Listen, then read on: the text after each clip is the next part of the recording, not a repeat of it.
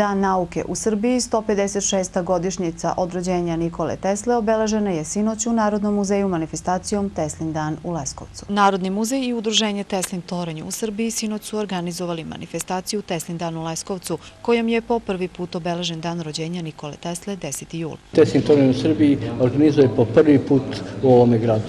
Prošle godine, naša akcija Izgradimo Teslin toranj, Nikola Lončar i njegova fondacija Nikola Tesla iz Filadelfije i Olga Zorić su po prvi put u Srbiji organizovali Teslin dan. Ove godine, Teslin dan u Zemunu, bit će centralna svjetska manifestacija. Onda je došao red i na nas da se nešto uradi u našem gradu. I ovo je prvi put Teslin dan u Leskovac.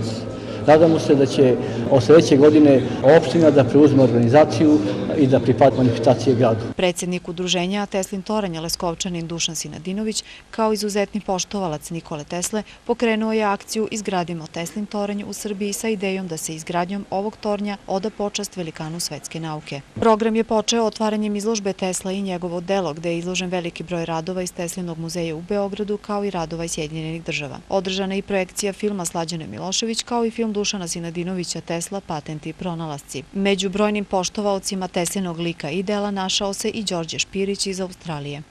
Ja sam zove Đorđe Špirić, pseudonim je Frakson. Inače, bavim se istraživanjem parapsiholoških fenomena. Živim i radim u Australiji. Obrazovao sam se na Institutu za parapsihološka istraživanja Ken Buckland u Australiji.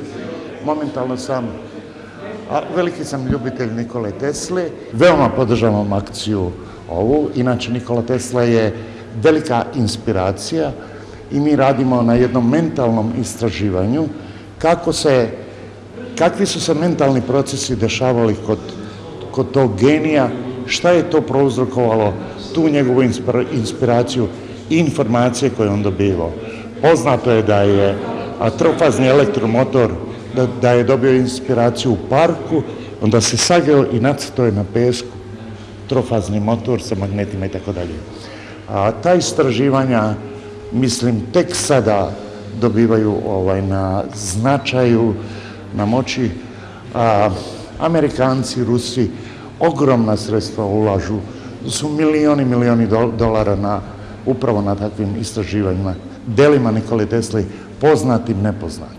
Svojim genijalnim izumima i svojom ličnošću čovek budućnosti, kako je nazvan Nikola Tesla, privlači pažnju i budi znatiželju mnogih savremenika koji bi želeli da proniknu u tajnu zvanu Nikola Tesla.